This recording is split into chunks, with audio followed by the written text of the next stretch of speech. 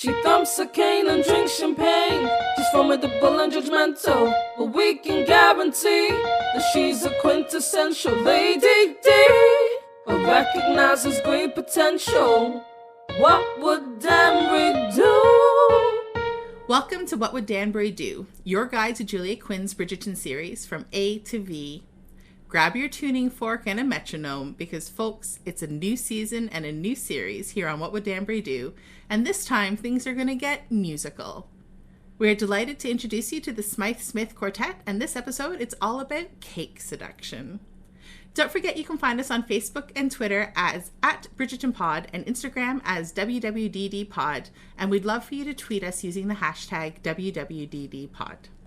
Are you a fan of stories with strong female leads, witty banter, and romantic themes? Do you revel in writing that examines the timeless relatability of human existence?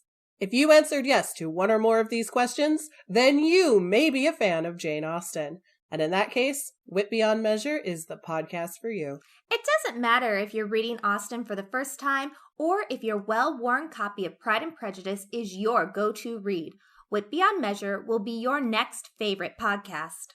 Wit Beyond Measure is found wherever you listen to podcasts, and follow them on Instagram at WBM Podcast. What would Danbury do? It's going to be amazing. It's been such a long time since I've heard the theme song. Genuinely missed you. I know that we were so burned out, but I genuinely missed you guys.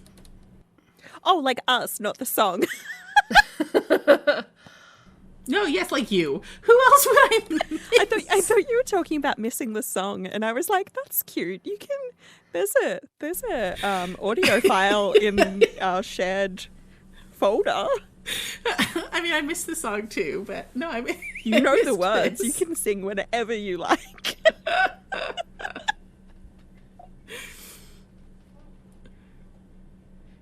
All right, so here is a story about my copy of Just Like Heaven. I won it in a silent auction at one of the Australian Romance Reader conventions, one of the early ones, because Julia Quinn donated it. And so I happened to be at that conference, and the conference was only a couple of months after the bushfires. And there was, people were so generous. There was so many things on offer at that auction, but this was definitely one of the big ticket items. So it's an advanced uncorrected proof, so it's an actual arc of the book. And I was able to afford it because I shared it. I shared the cost with my friend Larissa, and I need to apologize to Larissa because I'm not entirely sure how I'm the one who ended up with the copy, given that we shared it when we won. It's a bum deal. No, poor Larissa. And I was working in Canberra at the time, so I had a Canberra salary, so I had a little bit more disposable income than I have at any other time of my career. So I was able to spend it on this arc. And yeah, so I got to read it early. Oh, do you know what? First off, we're all over the shop, guys. There is one more bit of reading that kind of has to happen. Right. That's true. Do you want to do it, Adele? Sure. Today we're putting our Mozart knowledge to the test with Just Like Heaven, written by Julia Quinn and published in 2011 by Avon Books, and not in 2017 like Rudy thinks. The dedication to Paul reads, and also for Paul, even though when I went to him for medical advice to save my ailing hero, he replied, he has to die. We're following a violinist of questionable skill, Honoria Smythe-Smith. Set in 1824, Just Like Heaven is set 1 year before Hyacinth Bridgerton's romance It's in His Kiss, and features the aforementioned Honoria and her brother's best friend, whom she is definitely not in love with, Marcus Holrod, the Earl of Chatteris. Cake will be eaten, musicales will be performed, and ankles will be sprained, all in the name of love. Hi, I'm Rudy. I'm Kate. And I'm Adele. So I very strategically did not want to be the person who had to read out that script because you know how sometimes there are words that I have trouble with and I just make up my own sound? that Yes. this heroine's name, this heroine's name, I can't help but read it as Honoria. Oh no. Oh, no. Oh no. I'm willing to have a discussion on Smythe-Smith because I know that over the years there has been some question as to whether it's, you know, Smythe-Smith or whatever. But like there's no way that Honoria's name rhymes with gonorrhea. It's just not a thing. We say no. I can't help it. Oh my god. You read a very different book to the rest of us then? Like, Yeah. very different. But like this and Stephanie Lauren's Devil's Bride. Same name for that heroine. Yeah. She also, in like, to me, will always be Honoria. No. It's so bad. Oh no. I'm just going to say oh no for the rest of this podcast. I don't think I'm going to recover. Oh no. Listen, I just wanted to start the show back right by letting you know that I read this entire book about Honoria and Marcus, No. knowing full well that I was wrong and not being able to correct it because I didn't I'm really not. know how. I'm not okay. I'm really not okay. Antibiotics, like penicillin wasn't discovered yet. It's a real issue for Honoria. It was, and it's also like, which is why there was a part of me that when I read that dedication from, the dedication to Paul, I was like, yeah, he gonna die. He is sick. Yeah. Wow. Right, should we actually talk about the book then? Yes, please. Absolutely. Just I'm just gonna hide now that I've put that out there. I'm just gonna. All right, so Step back from regardless the of microphone. what the rest of the world is going to agree on, I think that we, as we discuss these books, need to come to an agreement on whether it is, in fact, the Smythe-Smiths. I think it's Smythe-Smiths. I like it saying that better. I like the sound of it. It's what I have. Much like I don't know how to change the heroine's name mentally, I don't know how to call them anything but the Smythe-Smiths. Okay, amazing. I'm happy with the Smythe-Smiths as well, and I'm willing to give a linguistic reason behind it to anyone who comes after us. So, Smythe-Smith it is going forward. Why? Did you have actual reasoning? I had no reasoning. I'm just like overly confident. What was your reasoning? I will explain it to you the way that my my daughter's prep teacher is explaining it to her because I think it's so charming. They refer to something called the bossy E, which is an E that goes at the end of a word that changes the sound of a vowel ahead of time. So it's why my name is Kate and not Cat, because that bossy E at the end makes the vowel in the middle a long vowel instead of a short vowel. In which case, we have a bossy E at the end of Smythe because TH together is a diphthong and makes one sound, which would make the Y a long Y sound instead of a short Y sound. Okay, yeah. I'm glad I asked. That was very informative. I feel smarter Bossy already. E's. I love the Smythe-Smiths. Like, it's the big reason I was very much pushing that we do this as the series for season 4. And I just love the sense of humor, the dryness, and low-level violence that they have sort of towards each other and other people. I'm just here for it. I have to admit, I have not gone back and reread them since I read them the first time. So it's not like the Bridgertons where I sort of knew the stories inside and out. So it's kind of like reading them again for the first time, which is delightful. But the thing I liked about these books in particular is something that we complained about in the Bridgerton series, which is that we get to see an extended family. It's not just this insular little sibling group. It's cousins and close friends and neighbors, and like this idea that they exist in a society and in a community instead of sort of being held out of it and being their own little universe with chestnut hair and whatever. So I really liked that. Oh God, Rudy, fuck. How do you say her name for real? Have I broken you? Honoria. Once I pronounce names a particular way, I do have a tendency to kind of drag people along with me. Do you guys read J.R. Ward and the Black Dagger Brotherhood in the series? past. Yes. So, like, absolute, like, high camp. It's probably not meant to be, but it definitely does come across as high camp vampire series. And she throws a lot of unnecessary H's into the names. And if it's there, I'm going to say it. So... So it's like rage. So yeah, so I got into the habit, and I've dragged a few people along with me, but the most, the one that like actually upset one of my friends because she really resents having this in her head. But there's a character whose name is spelt Zsadist, and I pronounce that as Jardist.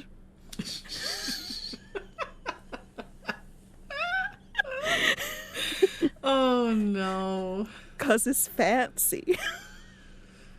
And Zsa Zsa Gabor, you know, like, so because now I'm immediately picturing him with like some Pomeranians. Anyway, according to J.R. Ward, it's pronounced sadist, and the Z is silent, but you know what, if it's there, I'm gonna say it. So I mean, fair enough. All right. Okay, but what is this poor heroine's actual name? Adele, help us out here. Honoria. But you said Honora through the introduction, so which is it? Oh, fuck it.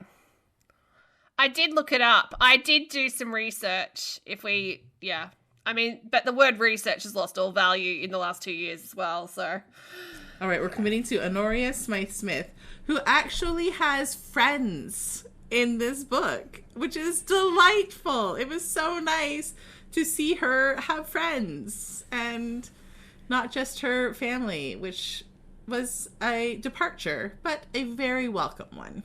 I think what I was really impressed with was how well sort of sketched out the four of the quartet are, and I do appreciate the series is 4 books centered on those 4 ladies, but like you really do get a sense of them just through the dialogue alone. And Julia Quinn is really great at snappy dialogue, and I think having 4 ladies that are unmarried and going through like torture together, well, not Daisy, it was such rich characterization that was also incredibly fun to read.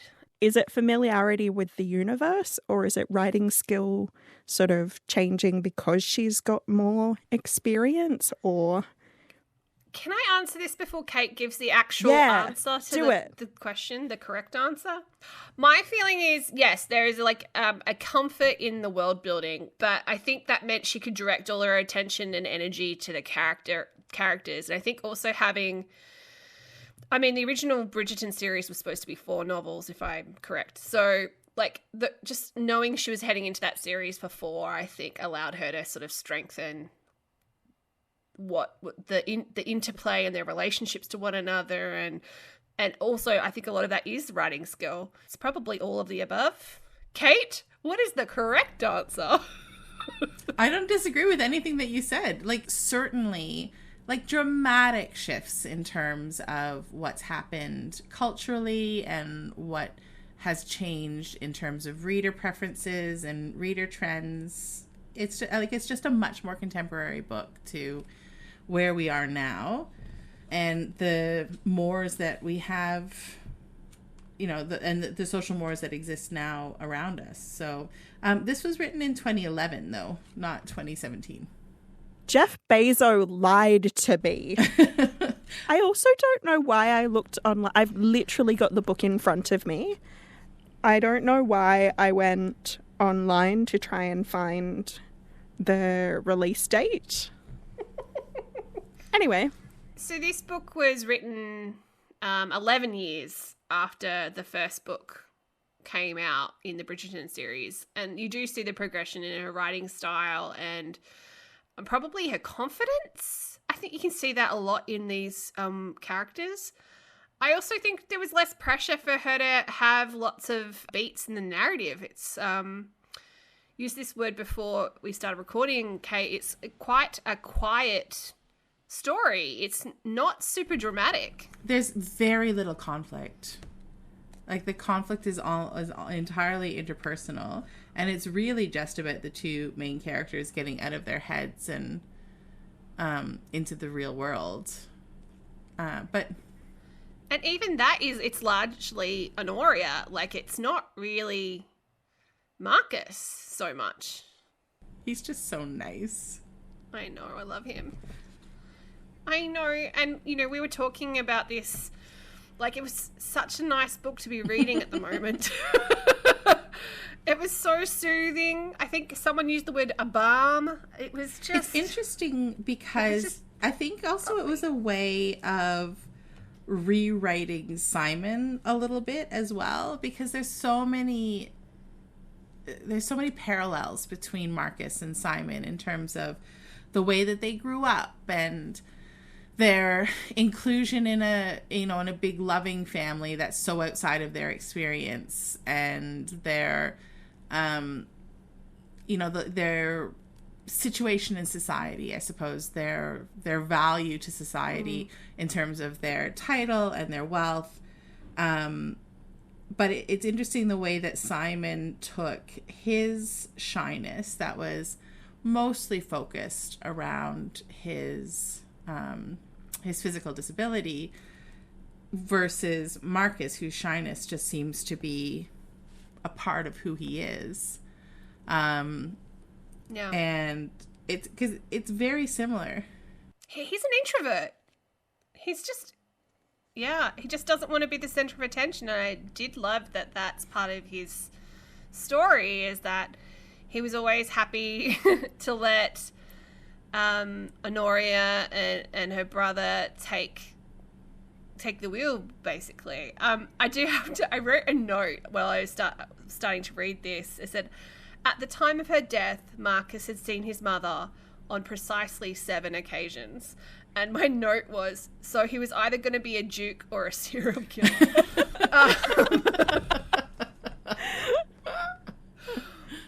I've been watching a lot of true crime docos, but yes, I'm like, I want a Marcus. Where's my Marcus? And he seems a bit different from the Bridgerton sort of template heroes we saw. Yeah, like I really think it was sort of a way of rewriting Simon and taking away some of the toxicness, I guess, that we see in Simon and in Anthony and the way that they're depicted, and almost a shift to the way that heroes are depicted now, in that they're depicted more as whole people, I guess, with rich internal lives that aren't just about being angry or being drunk or being horny.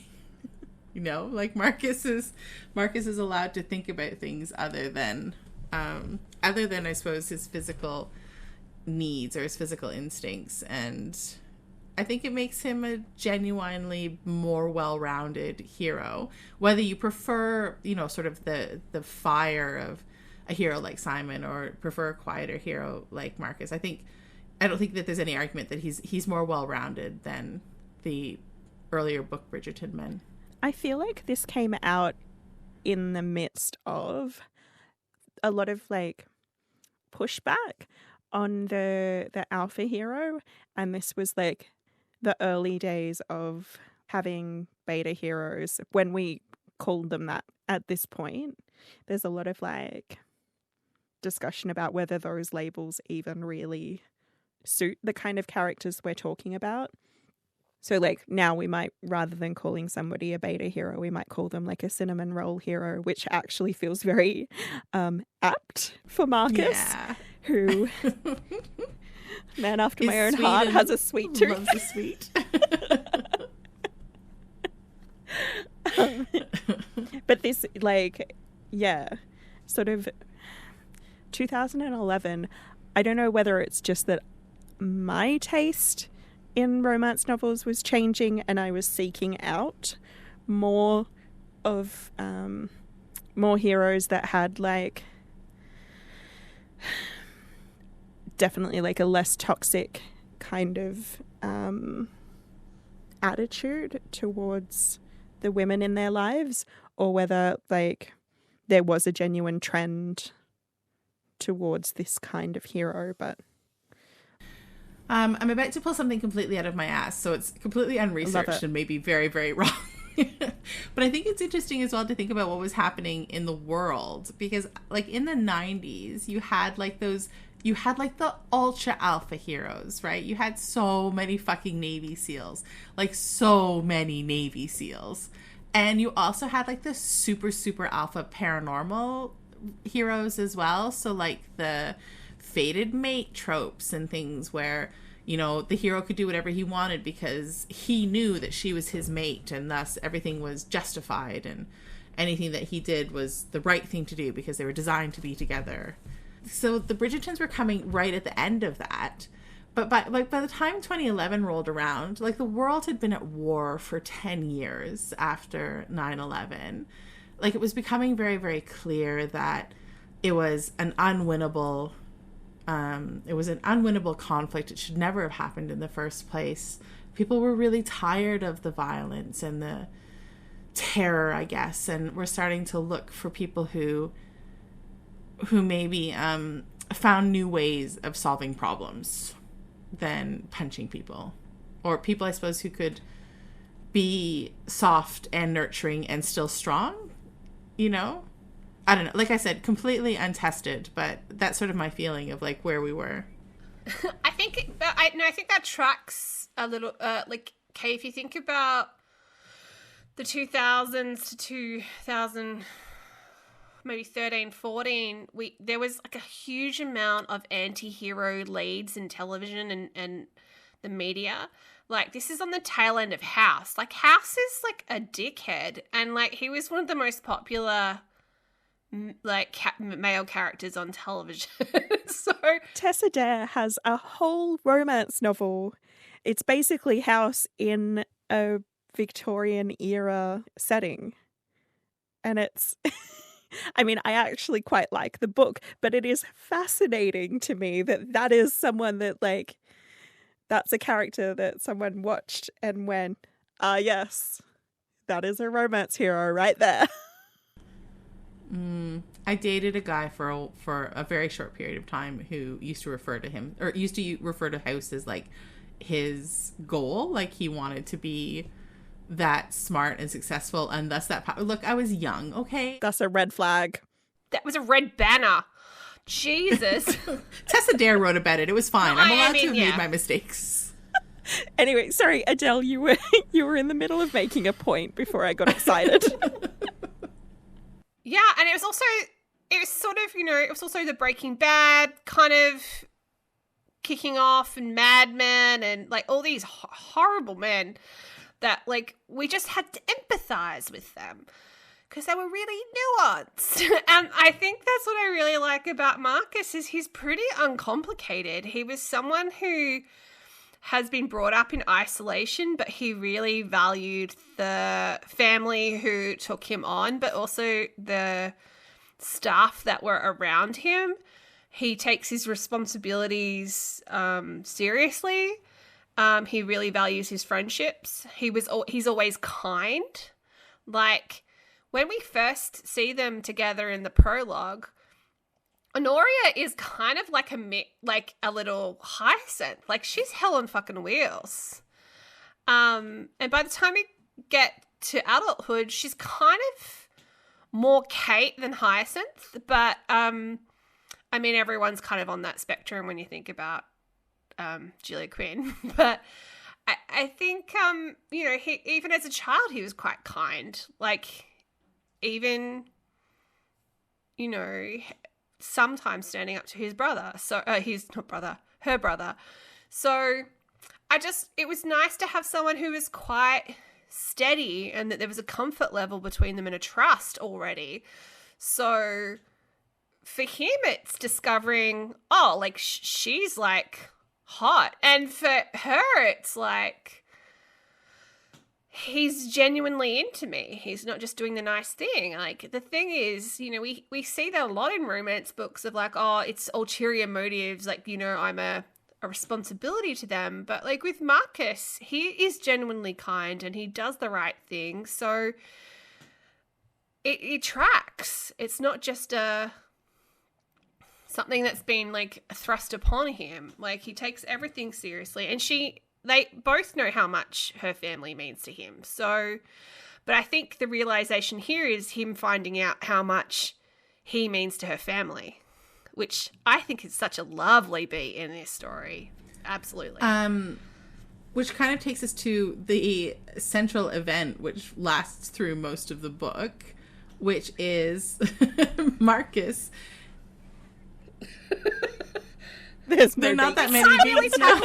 Beat by beat, because there aren't that many beats. So, really. Honoria goes ahead and sets a trap for, it was for Gregory, wasn't it? She set a trap for Gregory Bridgerton in the hopes that, she's desperate.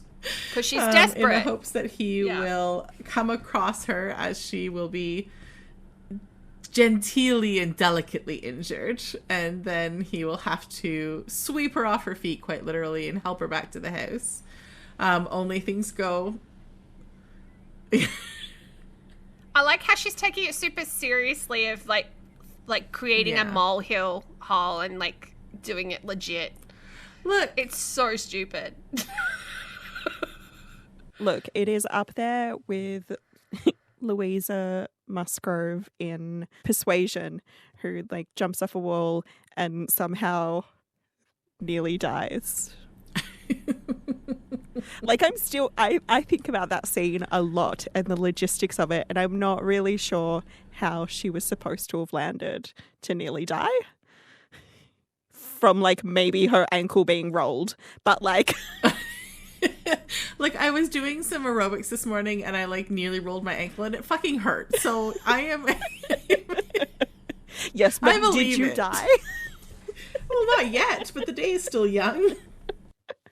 But I think it's important, like, she's desperate. That's one of the first things we hear about Honoria is, like, she's 21 and she doesn't have any kind of gentleman that's, like, in her periphery. And we know that's because of Marcus, who is an introvert, doesn't like to be the center of things, but has no problem threatening these undesirables on the side. And, you know, if Gregory Bridgerton is looking good in comparison, you really don't have a lot to choose from. I mean, I think that Gregory Bridgerton is a reasonable choice. He is young, but, like, there's nothing wrong with him. True. I mean, he is a nice guy, and Marcus does approve. So, yeah, so she's digging this molehill. Marcus comes across her because at this house party, his property is nearby, and he ends up being the one that gets injured. Well, and he's also there because he wants to see her, but not, like, be at the house party. So, I mean, he is genuinely, like, also kind of sulky, a little bit sulky. They're both sulky at the moment. Is he sulky or is he just an introvert? Like, or has some social anxiety? Because, I mean, after 100 and whatever days of how many days of lockdown have we done?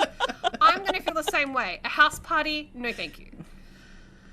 Like, show me the hole. I will just take care of this myself.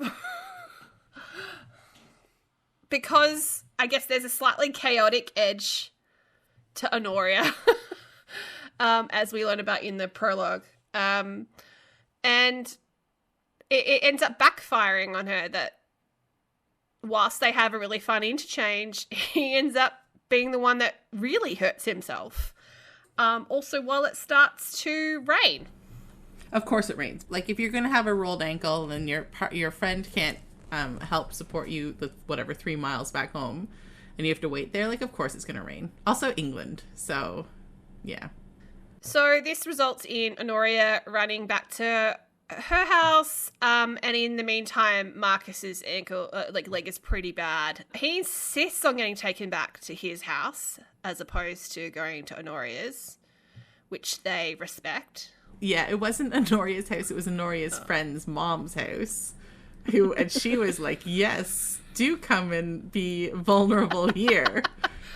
I shall make sure that my marriageable daughter is very close to you at all times while you're feeling unwell, which is absolutely what you want correction. When you're, So Marcus goes to heal in his own house, and then we have Honoria going back to London to a family that's been quite felled by Daniel's departure 3 years prior. 3? So Daniel's her brother, who was in a bit of a botched duel and nearly hurt somebody quite badly. No, did hurt somebody quite badly, nearly killed them. I mean, he did get shot, so he did get hurt. It's just that the father of this gentleman is now out for blood because Daniel maimed his child. So, as a result, Honoria's mother has kind of disengaged from life. And Honoria's kind of a little bit deserted in terms of her immediate family. I guess that's, a lot of comfort comes from her cousins. And why she, whilst knowing they are truly shitty at music, she's happy to do it because it makes her family happy. Why is Honoria so bad at playing the violin? They do, she does, it is mentioned that she has no rhythm. And I'm wondering if that's why she's not a very good player. Look, I genuinely think that there are people who can't play music or sing or, there is a talent there and you can build on a talent, but if the talent isn't there, there's nothing to build on. I just think that Honoria's reason for continuing to play in the musicale is so, it's just so genuinely lovely. And I think it was an interesting choice to make because there's going to be 4 books in this series. And you couldn't have all of the heroines just completely oblivious because it does sort of call into question their, emotional state, I guess.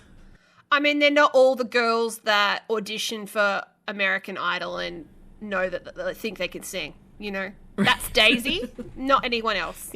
Or just want to be stars or whatever. And she couldn't have everybody hate it because if everybody hated it all the time, then they'd rebel and just not do it.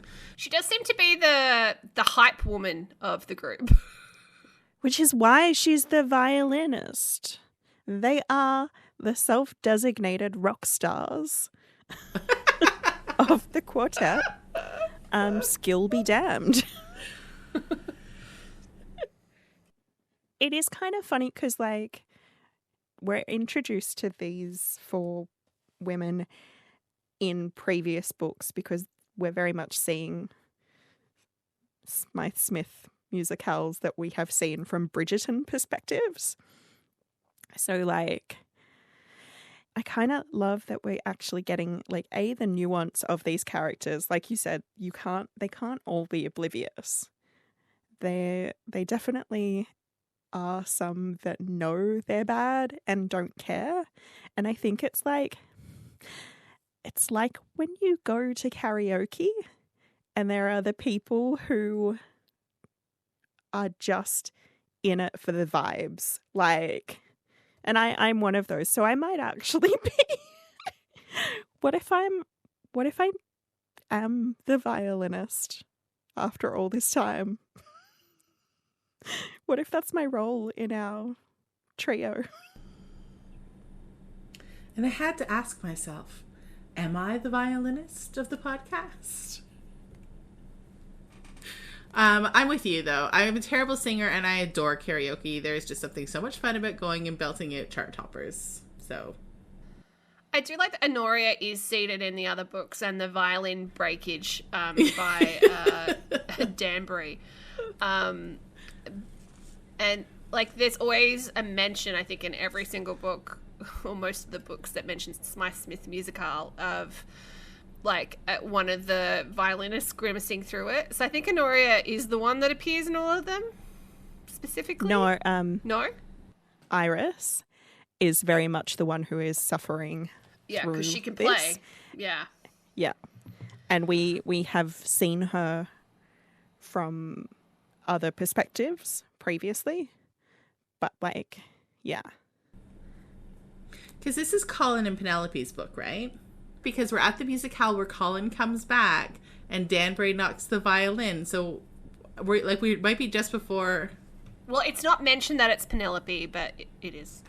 It overlaps with, yeah, so Francesca, this is what's so weird about it. Francesca, Eloise, and Penelope all have overlapping timelines. I mean, arguably Eloise is the tiny little bit later. But yeah, and then, I suppose, because Hyacinth does get, she gets married up pretty young.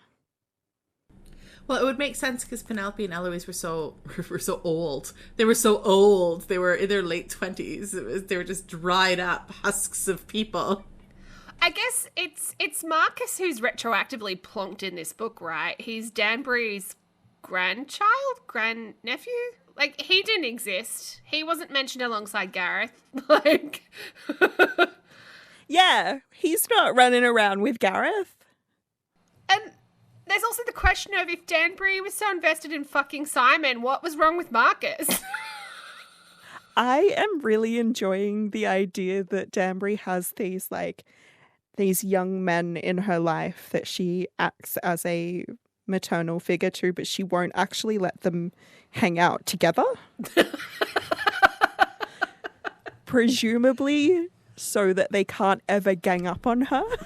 That's so great. Can I just say, I have read all these books before, and I do have a fond, I do love them, but I don't remember anything particularly well, as people know. But Iris, I love so much just from the dialogue already. There's something quite nihilistic about her, and I love it.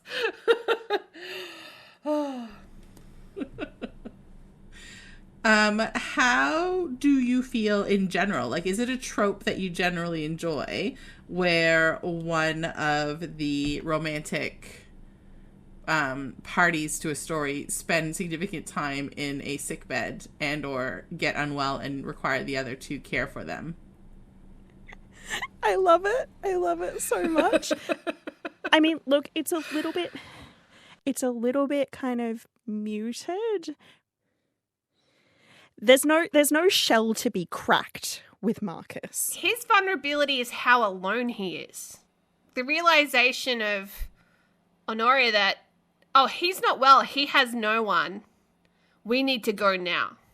It's such an internal sort of switch, but also how meaningful that is for him. And it's the callback of, how much he means to that family, not just how much they mean to him.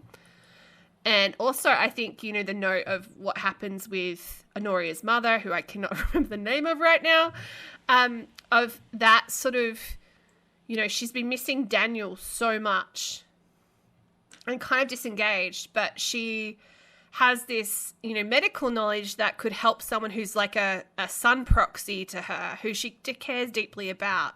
And it pushes through her, I guess, numbness. I think it was such a nice sort of commentary on family and like families that are not just the ones you're born into, but the ones that you make and the ones that you choose. Marcus is vulnerable because he has no one. Because Danbury won't show the fuck up. I agree. And I also agree about Lady Winstead. He's a surrogate son. But, don't you think that there is a tiny little bit of her that is paralleling Mrs. Royce at the beginning and is like, yes, I'm totally going to drag my unmarried daughter to your sickbed when you're vulnerable to take care of you, yes, but also maybe just, push things along a little bit. Open up a door that may not have... No, because she didn't want to go. She didn't want to go, Kate. Yeah, she didn't want to go right away, But then all of a sudden she was like, I will go. And I'm like, is the little like switch that flicked there? Because she was like, we should absolutely go because it is the right thing to do. But also. Look, I'm going to be the romantic here and say, I think she went because she saw how much Honoria was, like, we need to go. Like, being quite, like, forceful about it. And she's kind of been ignoring Honoria for years, as far as we're aware. And Honoria's been giving her a space, not pushing it. So I think that kind of pushed through. I think seeing how bad Marcus is also was probably a big signifier. But I think once she realized he was going to be okay and she did, like, the whole cleaning, like, the wound stuff, which was pretty full on. After that, she's like, this is an opportunity. But she had to do first aid first. Yeah. Look, I don't know. I still think that there might have been a tiny little bit of Mrs. Royce and Lady Winstead where she was like, maybe if he's not that sick, maybe if he gets better, there's a chance here. Let me tell you why I am not trash for this trope. I actually find it's one of my least favorite tropes to read about. Partially because I have a family and thus, like, genuinely have to occasionally tend to a sick bed, and sick beds are super boring. And also you occasionally get covered in, like, gross bodily fluids, and it's not my scene. But when I get, when I'm unwell or when I get sick, I want everybody to leave me the fuck alone. Do not touch my forehead. Do not stroke my hair. Do not want to, like, talk to me. Like, I don't want to talk. I don't want to have to pay attention to you. I'm sick. Yeah. I mean, I weirdly am not that into it as a trope in books, but I really love it in TV, particularly if it's like a couple that have been, like, not getting to the action and someone gets shot or stabbed or something. Love it. But then they're shot or stabbed and not able to get to the action anyway. Oh, look, so there is a Canadian television show that's not on anymore called Rookie Blue. And Sam and Andy, holy moly, and she gets shot in the first episode of season 2. And he realizes seriously how much he's into her because he sees her get shot. And oh, I see. It's so hot. It's not that, like, he takes care of her and then they get it on. Like, that man, oh my gosh, his eyes, his eyelashes, his hands, everything. Anyway, I'm not trash like Rudy, but I'm not, like, completely off it like Kate. So I'm somewhere in the middle. Listening to you guys talk, I think part of it is I actually really like a whiff of death in my romance. Like, I like there to be, like, the possibility that it is not going to work out, and whether that comes from some kind of illness/injury or whether it comes from some kind of an emotional hurt that's going to break them up. Like, oh, I eat that shit up. Well, you're bang on. It raises the stakes, right? It's now life or death. I also, look, let's go full into turning this podcast into my therapy session. Love it. Here for it. Sometimes I do sort of sit back and wonder about, like, the genre as a whole, and the way in which vulnerability is a signifier of true love, and, like, why someone has to expose themselves. But I mean, that's the thing, right? That's when it becomes mature love, is when you know that you are loved. Why can't I have real love and still have walls, Kate? Because then you'll never know for sure that they love all of you. Or that they accept all of you, even if they don't love every part of you, that they're willing to accept all parts of you because they make up you. Love my walls.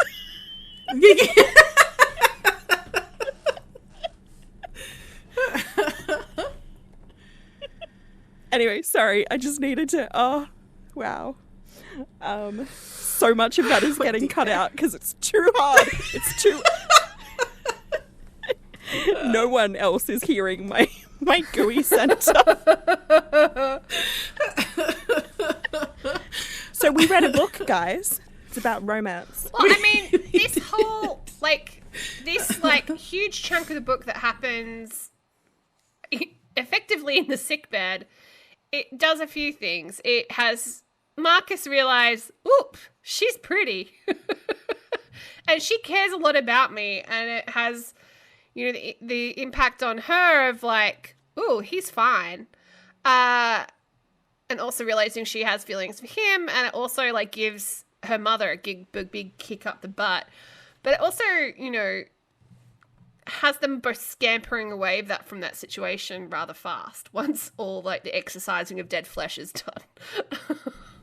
Well, yeah, because they're vulnerable. And I don't know what the two of you do, but when I feel vulnerable, I also run away as fast as I possibly can. So very relatable. And of course, Honoria has to return to London to perform in the musicale. Exactly. So she's not running away actually at all. She's just managing her responsibilities. There is quite a lot of intertextuality to this one. And we need to make like a big chart of like the timelines of these books and the way in which they all fit together. Because one of my favorite intertextual things popped up again, which is Miss Butterworth? Miss Butterworth and the Mad Baron. I love that Marcus enjoyed reading it. By the time Honoria returned, Miss Butterworth had been abandoned on a doorstep, survived the plague, haven't we all? That's not impressive, and been chased by a wild boar. She survives the plague right at the start. That's the first thing that she ever does is survive the plague. And then she was quite fleet of foot, Miss Butterworth. Marcus is fully into this book, which I mean, we didn't need more reasons to like him, Julia Quinn. Jesus. Also, like, the whole piece of Honoria telling him while he was unconscious or asleep or whatever, like he would be too perfect if he wasn't shy. Okay, you want to know what the trope that I'm trashed for is? I'm shy around everyone except you. I think I would have been down for that if one of my high school kind of boyfriends wasn't like really shy and I thought I liked that about him, and then I took him to prom and it was really annoying. If it were a romance novel, the fact that he went to prom would have been like proof of how important you were to him, and like then it would have, you know, you would have had like an argument in the rain afterwards outside of the limo, and you'd be in your gown and he'd be in, like, he would have like loosened his tie and like rolled up his shirt sleeves to like his forearms, and you would have been like, you know, I just wanted to have a good time, and he would be like, we don't need this to have a good time, all we need is each other, and you would have realized that like him going was a huge sacrifice and whatever, and yeah, and then you would have kissed a lot.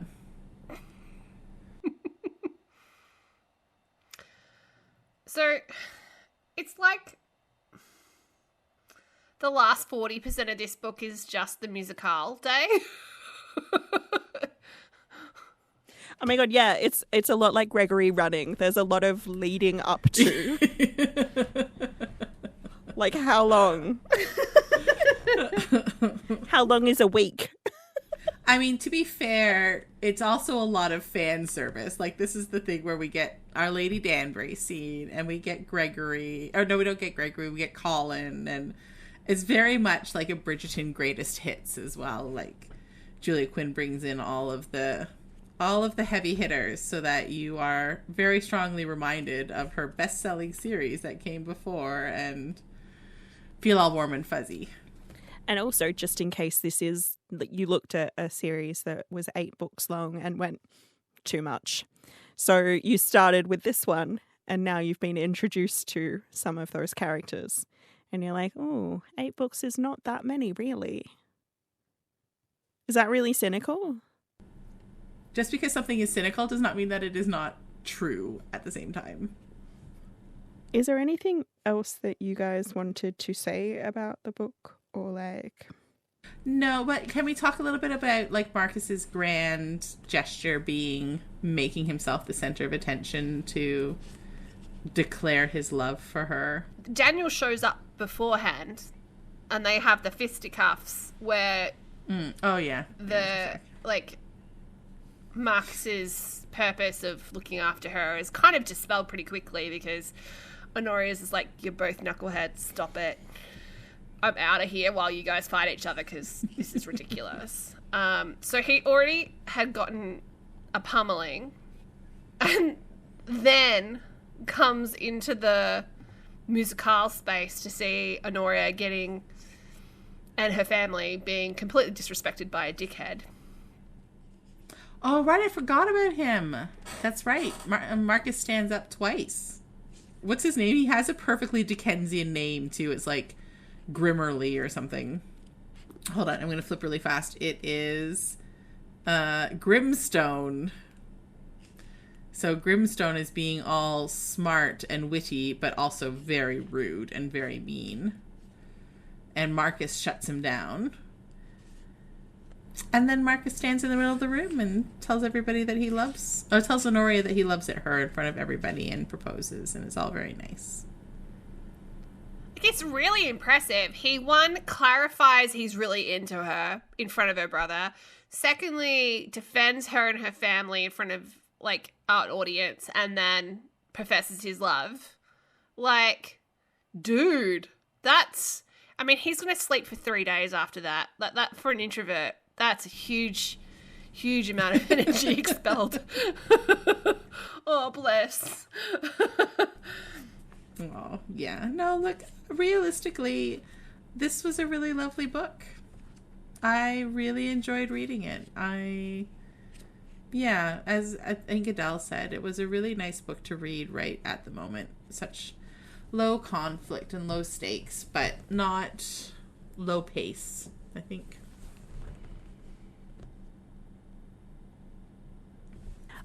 So something that we normally do is What the Featherington. We haven't had to do one of these for a very long time.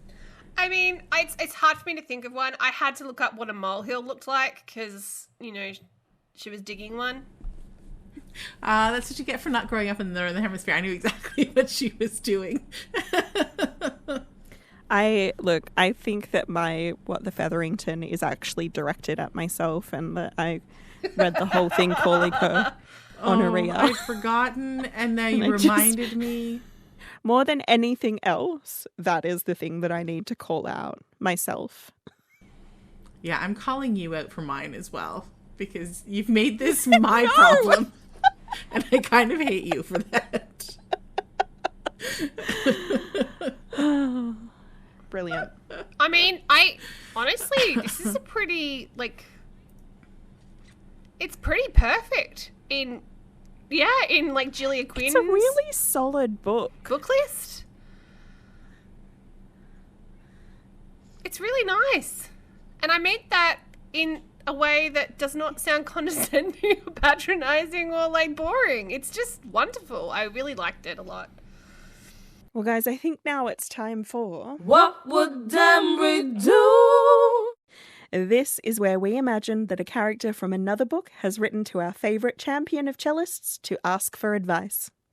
So today's letter comes from Spring, the heroine of Wild Rain by Ms. Beverly Jenkins. Dear Lady Danbury, a reporter from the black newspaper back east has come to town to do a story about my brother. But the longer he's here, it seems like this newspaper man is interested in my time rather than a byline. The problem is, I'm not sure if I can trust him. I've been burnt before, and I wasn't looking to risk being burnt again. What would Danbury do? Well, I mean, what would Danbury do? Well, I think what Danbury would do, I'm okay at grammar. What Danbury would do would be to lay down some pretty straightforward home truths in that these are not questions that have answers necessarily. Like, if you don't trust him, there's nothing that he can do that will make you trust him. You are going to have to make the decision of whether or not you think that the risk is worth it. You know, he can continue to show up and he can continue to keep his word and follow up on actions and be there. But at the end of the day, it's really up to you whether you're going to trust him enough to let him in.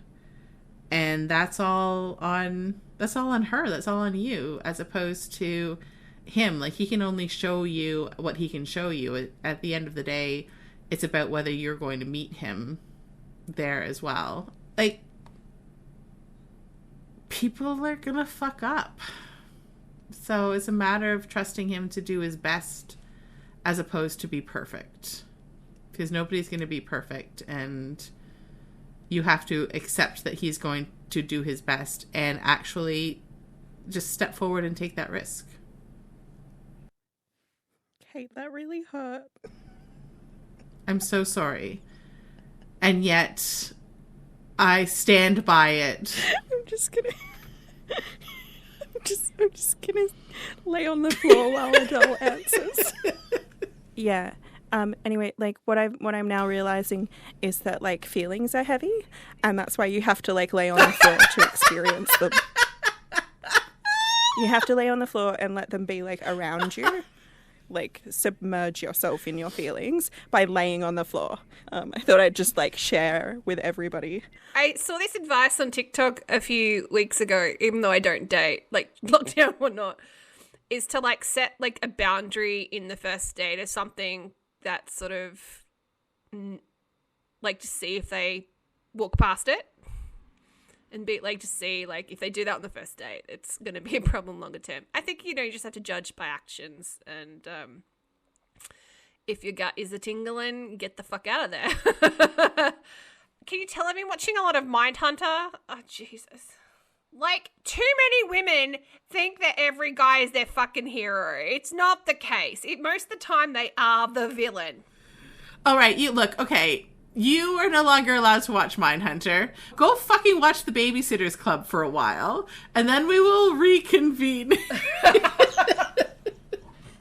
Ask me why I wanted to recommend this book. Rudy, why were you interested in having me destroy you by recommending this book? You'll be delighted to know that actually Beverly Jenkins destroyed me first. Look, if anything that, like, pairs me with Ms. Bev is 100% okay in my book. This is my ultimate goal. So, as mentioned, this is Wild Rain by Beverly Jenkins. It's the second in the Women Who Dare series. And I thought, like, listen, it's there's a very literal and obvious parallel that's happening in this recommendation. Spring has to rescue him, so there's that. But it is also by Beverly Jenkins, who is a master of historical romance. She writes American set historical romance. I will admit that I am not someone who is, like, super familiar with her backlist. But people who are will know that this is a long-awaited story about the sister of Colton, who is from Indigo, I believe. I can understand why people were, like, fucking dying for this book to come out. Like, she is so cool. She's sassy, she's fun, she crackles. And then Garrett is, like, the sweetest. So, like, it's really, and because she has quite a traumatic, sad backstory, it's really soothing to kind of know that she ends up with someone who is so lovely and so devoted to her, and just like fucking cares. There's a gratification in that I think, like, if you are a long-time reader of Beverly Jenkins, honestly, you probably have already read this. If you are new, it's a nice way of, like stepping into a world that has been written by a master. I don't know what else to say. And it will probably lead you into reading more of her work. Do you need to go lie on the floor again? But, like, this time I'll be clutching my copy of Wild Rain. And I'll just, like, absorb it into... I'm just going to press it against my chest in the hopes that I absorb it into my heart. Get on it. While I lie on the floor. And like, that's all we could ever want in the world. That's all we need.